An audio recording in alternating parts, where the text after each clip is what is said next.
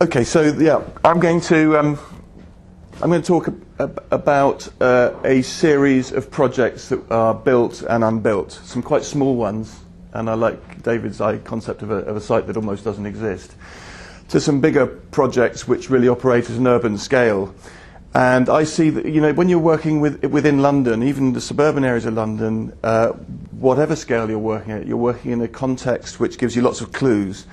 And therefore, to an extent, every site, in my mind, is an infill site, because it has a relationship with what's going on around it.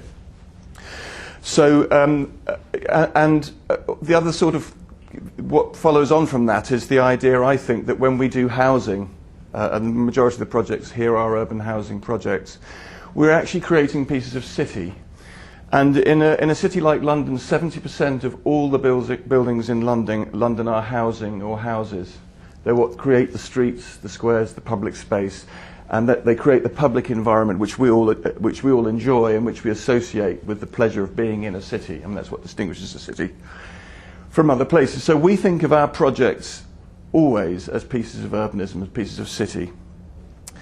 So I'm going to show you some nice pictures, hopefully, you'll think. But before I do that, I want to try to I've already started to talk about where our approach comes from. But another sort of component of that, which sometimes get lost when we talk about building, is the relationship between people and space, between architecture and culture. And they obviously have a sort of complex reciprocal relationship. We design our cities, don't we? We make our cities a certain way, but then we go and occupy them, and they start to constrain and limit and liberate the way that we behave. So they kind of come back and impact on us. So we create space, we create buildings, we create architecture, we create cities, but they sort of come back and create us and sort of create a certain sort of culture within them. And that's quite a complicated thing to describe. So I'm borrowing a little piece of text from Walter Benjamin's book, One Way Street. Walter Benjamin, fantastic sort of cultural critic, Marxist cultural critic from the early part of the last century. And the book One Way Street describes a series of European cities.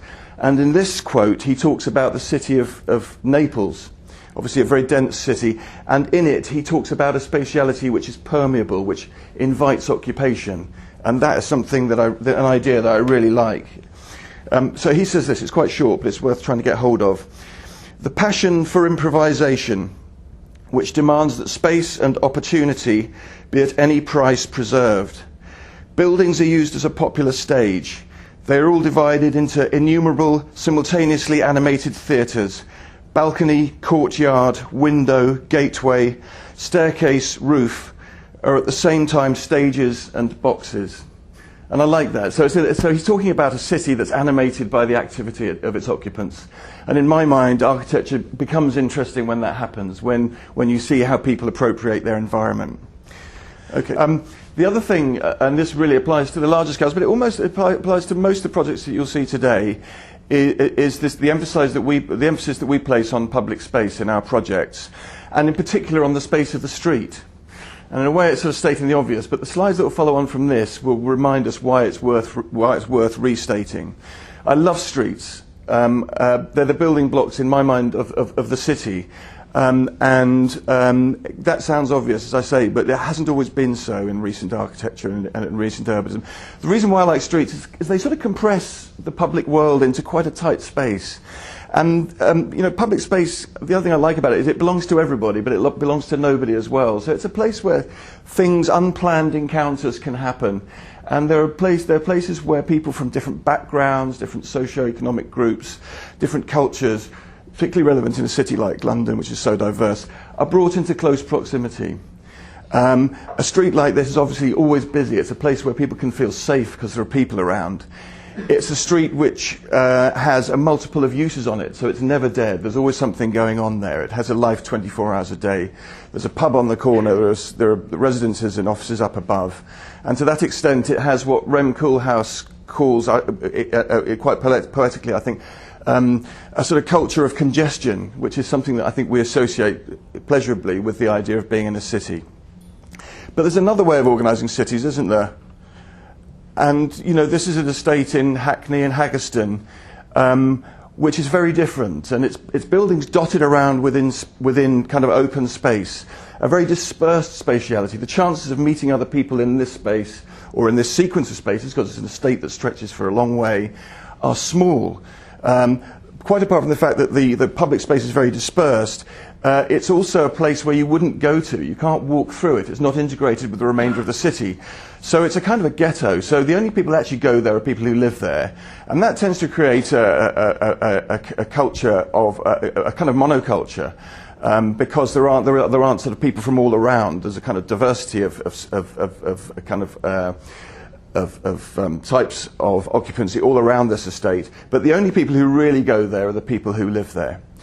And deserted, isn't it? And so we're looking at that and we're thinking it's ugly and all that sort of thing. But the actual outcome in terms of the experience of people who live there is really dramatic, particularly people who are more vulnerable, older people, women. Some of whom, when you talk to them, feel frightened to leave their homes. And you can't imagine that happening in the street scene that I just showed you, but it sure as hell happens here. So somebody laid this estate out in the 70s, and the outcome is that there are people who live there who are frightened to leave their homes. And that's partly a consequence of the design of that estate, not only. And I think you can lay too much at the door of architecture in terms of responsibility and so forth. But the problems and issues of this estate, I believe, are exacerbated by the layout and design of the estate. And we did eventually meet somebody as we walked around, which is a bit of a relief, actually. So this brings us to the first project I'm going to show you, which is a theoretical project. It wasn't built. It was in Hackney, and it lies between Kingsland and Queensbridge Road on either side of the canal. Some perimeter blocks, I guess, built interwar, and some slab blocks built post-war. And the sort of introverted tendency towards a ghettoizing kind of spatiality exists here as well. It's a series of buildings which tend to block easy movement through the area. It's in an area which works, particularly to the east and the west, quite well, kind of Victorian street layouts. But the designers of the estate did some strange, really strange things. We don't have time to go into a lot of detail here, but this is a good one. That's Haggerston Road. It's over 1,000 years old, and it predates the development of this whole area. I guess it was probably a farm track or a road which kind of was used for some more global movement.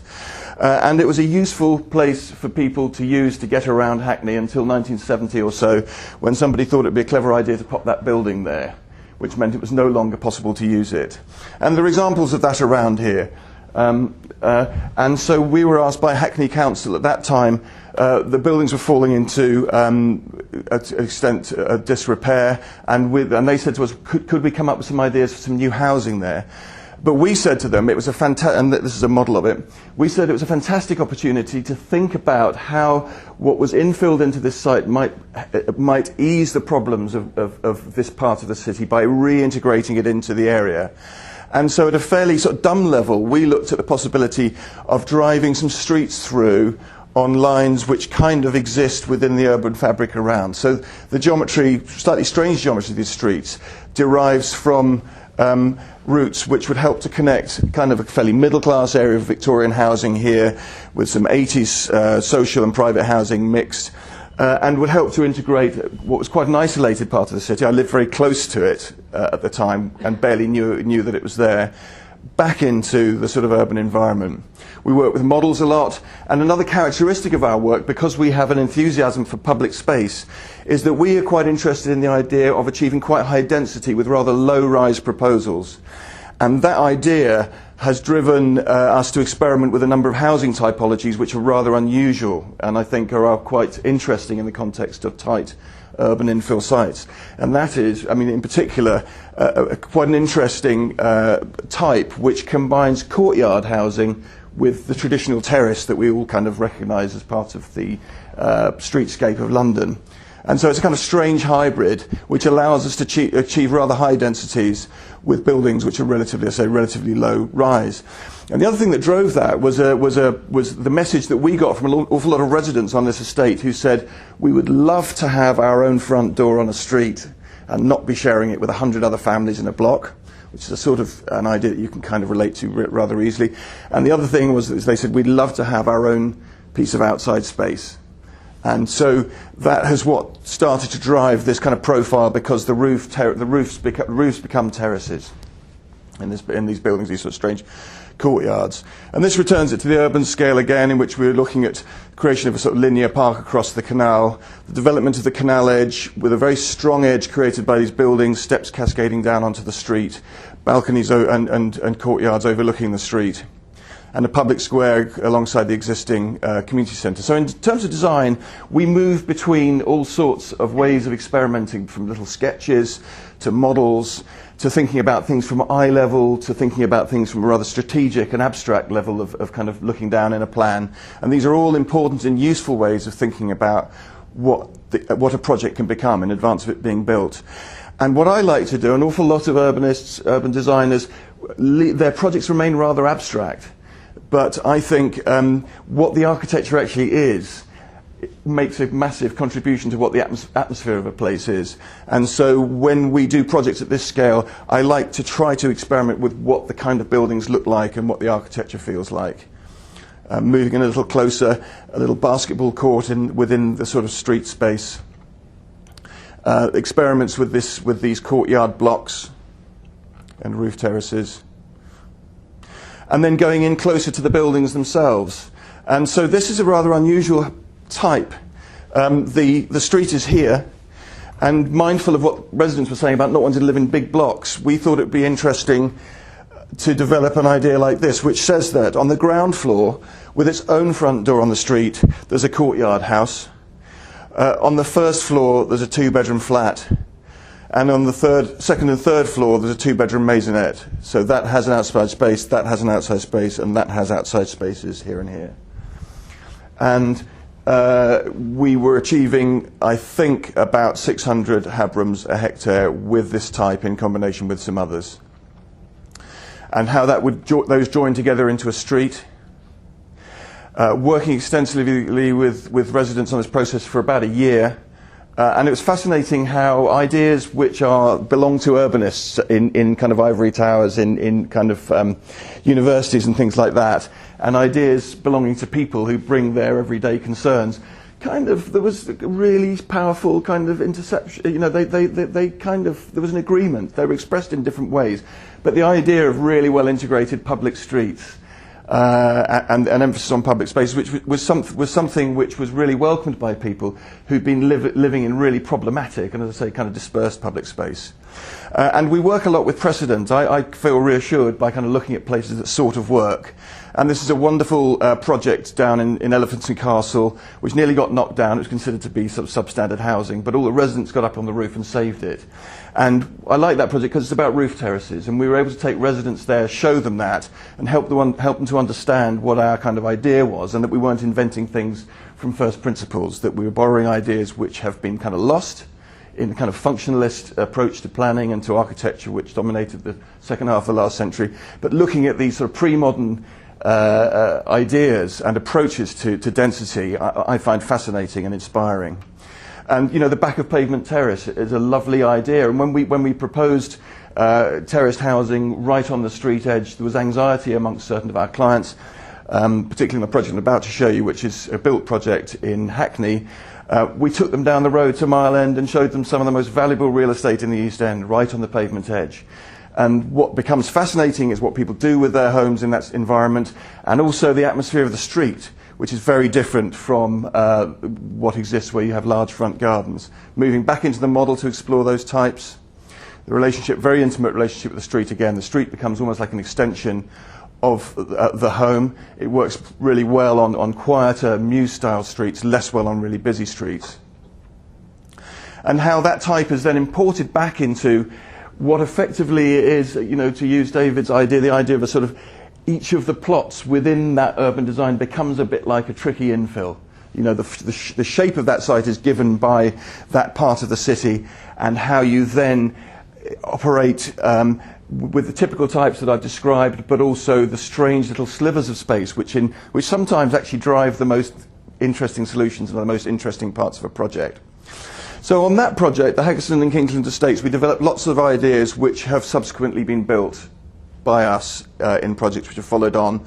Not least this one, which is the Donnybrook Quarter in Tower Hamlets, which we won in competition run by Circle 33. And miraculously they built it. It was quite a challenging scheme, and as David said, something that you might find in Holland or somewhere else, but which is, with the sort of inherent conservatism of a lot of housing provided in this country, is rare. This is the site here. It's part of Circle 33's big regeneration of this area of Bow, in which they returned an area dominated by these blocks to terraced housing. But I think Circle felt that they weren't challenging themselves adequately in the way that they made higher density housing, and that's why they ran the competition. I mean, in urban terms, it's a street or two streets which intersect with a public space at their heart, and they're part of a movement system which kind of works within this area. I don't like to talk about systems like that because I don't think cities really operate there, but people kind of walk through here and through here and through here and down, and Roman road markets down here, and this was a really interesting and useful sort of cut through, and particularly it kind of takes off at school, people going off with their kids to schools and prams and things like that. And getting a little closer, and you can see, or you can imagine in this plan, this sort of profile, terrace profile, courtyard and terrace developing, and that's how it takes its three-dimensional form. So this is Old Ford Road, a busier road. There are some shops put in here. An idea that was kind of problematic for a housing association. What are we going to do with shops? But we do encourage our clients to think of the projects, again, as pieces of city. And this was an ideal environment for some little cheap shops, and not a very good environment for residential units. With these, the street going down the middle, the public space at the heart of the project, a little apartment block in there, which was to have had a doctor's surgery in it. Again, another sort of component, an urban component. And how the typical unit works is that you walk through a gate, which is somebody's front door, effectively, upstairs into their own private courtyard at first floor level, and they effectively have a little house up there. The ground floor unit is accessed via a door there, which leads into a two-bedroom apartment which looks into a rear courtyard. So it's much denser than it looks because it's units stacked on top of each other rather in the way that they were in the earlier project. And again, we worked with models because in my, you can't argue with a model. And it's a fantastic way of communicating with clients and with residents, but also communicating your own ideas with yourself and testing ideas. All of these units look south into their own private courtyard. There are no windows on the back of these, so they have a tremendous amount of privacy.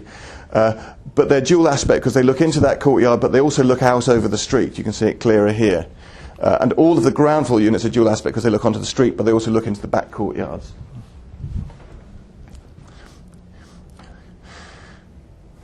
And there are some atypical units as well. These are little houses here, and on the end of the blocks are little houses as well. So there's repetition within this, but there's also a response to the geometries of the city. This pulls back and is what allows the square to happen here. This curve in the street follows the natural curve of, the curve in the buildings follows the natural curve of the street. The buildings on the front here are slightly higher because they respond to a busier, wider road. So there's repetition, but the project is kind of morphed and distorted by the sort of urban situation that it sits in. To that extent, it's contextual. Spatially, it's contextual, although the architecture bears little relation to what's going on around, other than in scale and massing.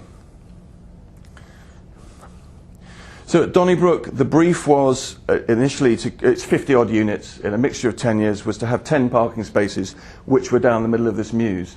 In the end, both the planners and our client decided, let's not have the parking. This is going to be a really nice space. We're close to fantastic bus routes and tube links. We don't think there's any tangible benefit in having parking here. And it did not stop people from buying the places in here, and it didn't stop people from wanting to move in as social tenants either.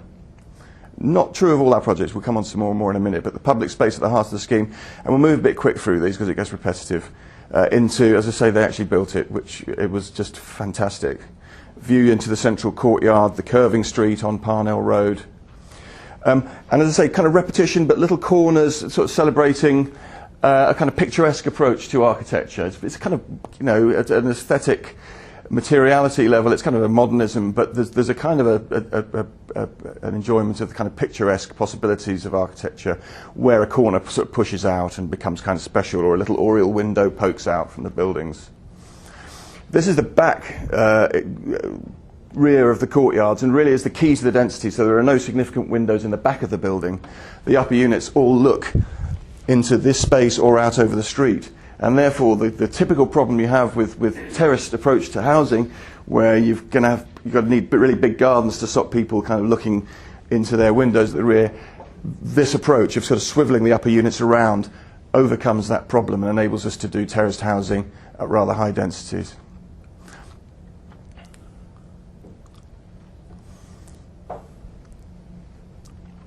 And I'm really interested in the relationship between the buildings, the homes themselves, and the street, and sort of blurring that. So these oriel windows push out, creating almost like little display cabinets for the people. They put flowers in them or toys or whatever, but they also give people good visibility down the street. And these balconies as well. And these photographs are taken when the building was completed. Now there's a sort of veneer of people's kind of occupancy, their lives kind of being laid onto it. And during the World Cup, there were sort of flags hanging from those balconies above the street, which I really kind of enjoyed. Little details. Oh, so, here we are now, and it's lovely to see the place lived in a whole other dimension, which kind of echoes the quote that I started with, becoming part of the project and life kind of being breathed into it. So that becomes that, which is nice. We move on to a slightly larger project before we go to the smaller ones. This is Barking. It's 3 slab blocks which until, whatever it was, 6 years ago, sort of marched through this area, creating real problems for the people who lived there, not just who lived in it, but lived around it. And we thought it'd be interesting to see if we could increase the density on the site with 2, 3-story buildings, which effectively replicated a ladder or a grid or a ladder of streets which marched this way through the borough down to the railway line. So that's what we did. Our approach is kind of old-fashioned in that way. We have quite a conservative approach to urbanism. That's what was there, and that's what we produced. And it's, it turns into 3 dimensions. And as I say, for the most part, a scale which is pretty modest. There's a very particular part of the site which is at the intersection of a load of streets which sort of come in, and the scale was allowed to grow there, and the buildings pulled back to create a public space at that end of the site, which is that. And you can see how, the movement through that area kind of is inscribed in that layout. And so a variety, this is Donnybrook was a relatively expensive project to build. This is a cheaper one. This is sort of 80% of the units are social units. And so we were working with a budget which was more constrained, but still I think getting from it a series of public spaces which are fantastic, and some houses which have a very strong connection, and some homes in the form of these little tenement blocks, 1 flat per floor, which have a very strong connection with the street. You're not having to go through endless corridors and lifts and decks and things like that. The circulation of that part of the city isn't in corridors, it isn't in decks, it's on the street itself. Yeah? So when you have a big block of flats and there's loads of corridors there, all of the stuff which would usually take place on the street is happening up inside the building, people going like that. And I think the chances of people getting to know their neighbours, at least by sight, recognise them, perhaps, as I say, sort of relationships develop, is much more likely to happen where those sorts of spaces are spaces of the street and not kind of corridors within a building. Build a bigger building on the square, as I said. And still this sort of quite articulated architecture. The other problem with sort of terraced housing is it can be quite monolithic and continuous. And I like the idea of a street being monolithic and continuous because it says something about our relationships with each other. But I also like the idea of people expressing their individuality. And so this sort of articulated architecture gives people the opportunity to do that around their front doors or in their recessed courtyards above.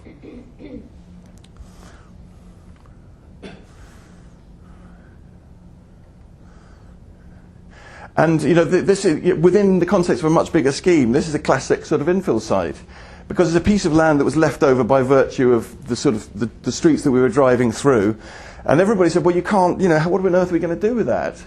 And I said, look, trust us. Actually, these bits of the project sometimes produce the most interesting solutions, because you have to really, you can't fall back on your sort of normal expectations of a situation.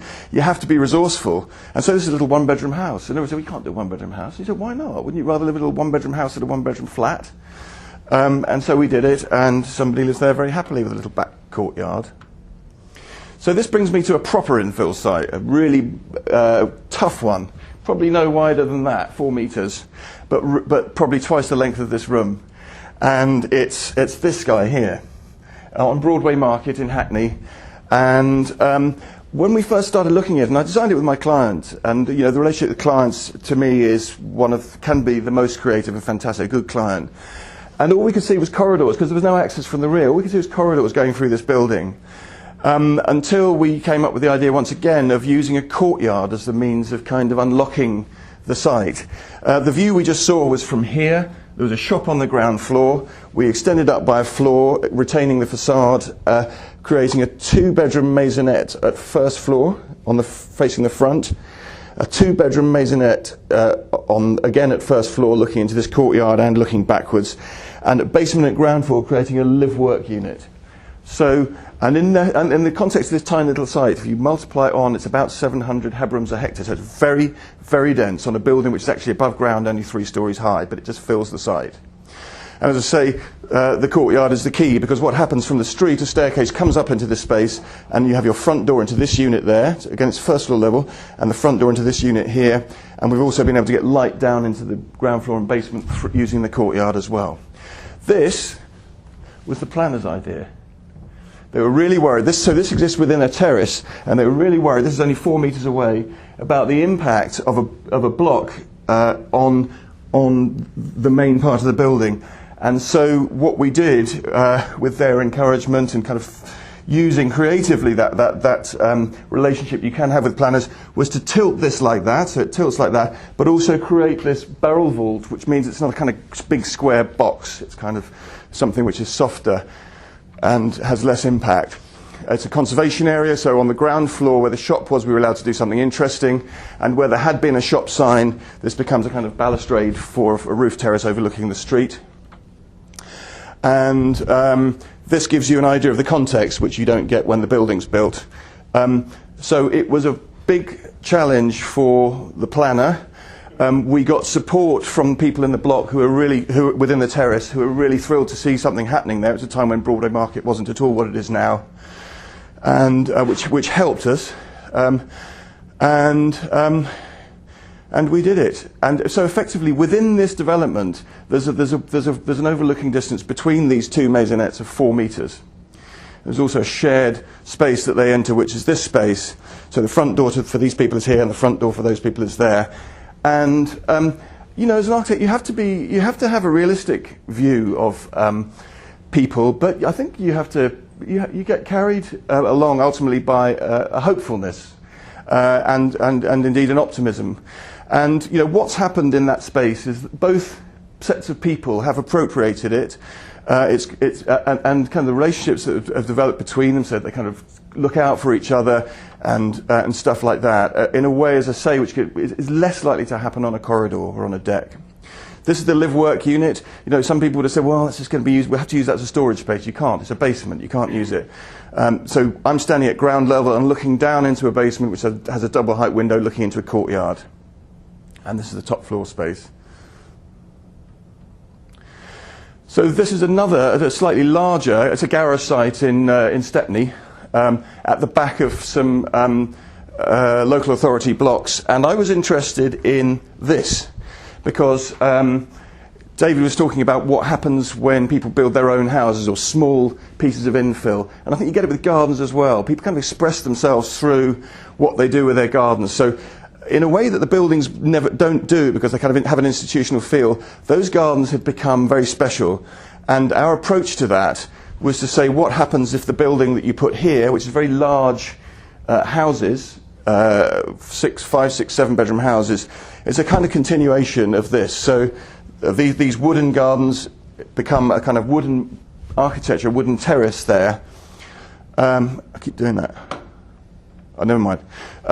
Where the gardens are distributed up the facade of the building, and the hope is that in time, so that the shared garden that you just saw is round here, and our building makes this side of the site.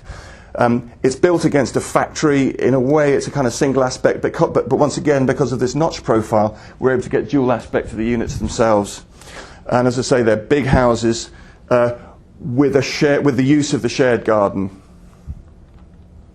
And again, making a model,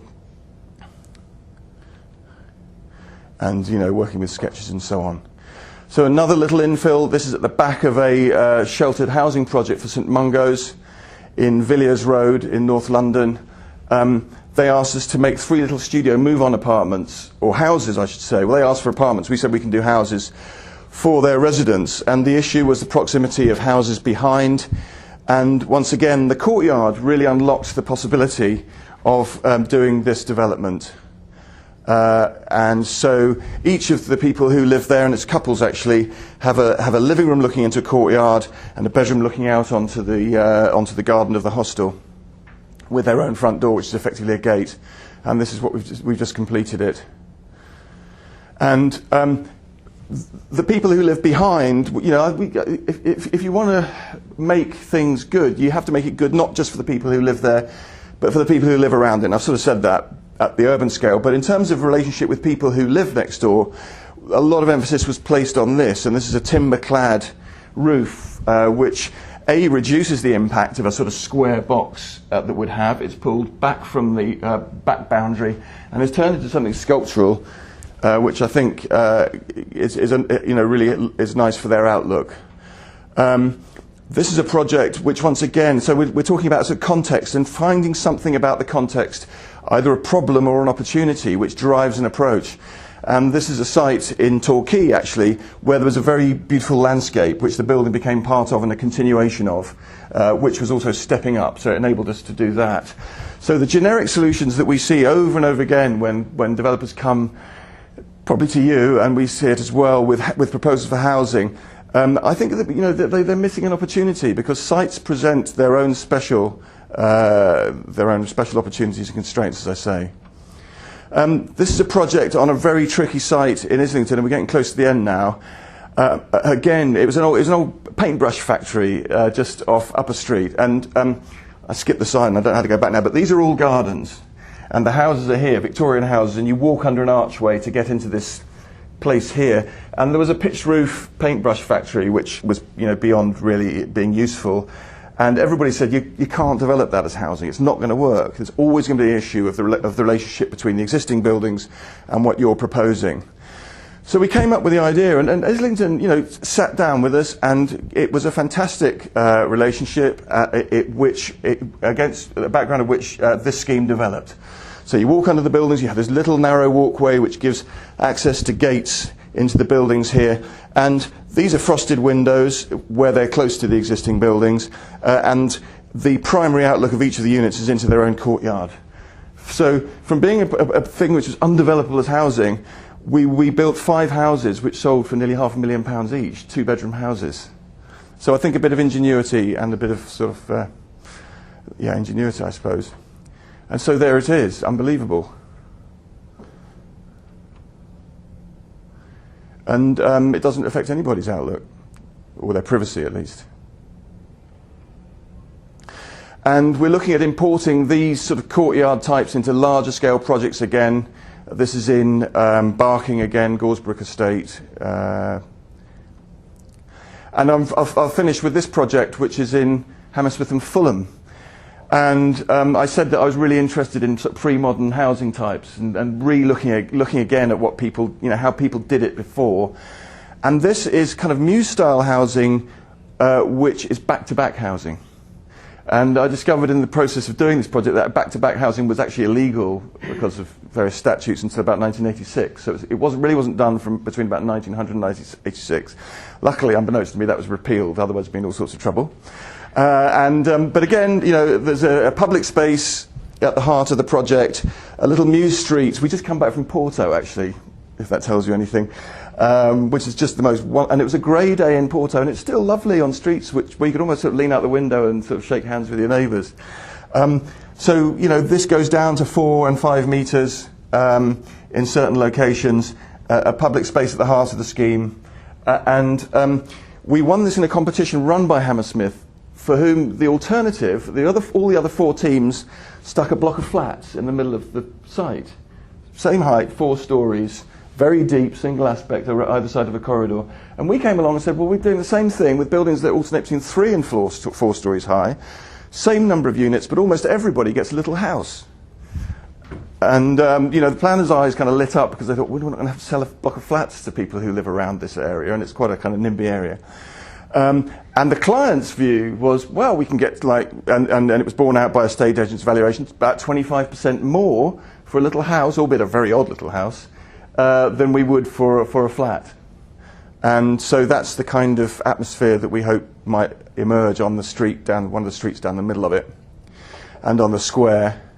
A lot of pressure to take out the non-residential units on this corner, and that's something we're working on trying to sort out.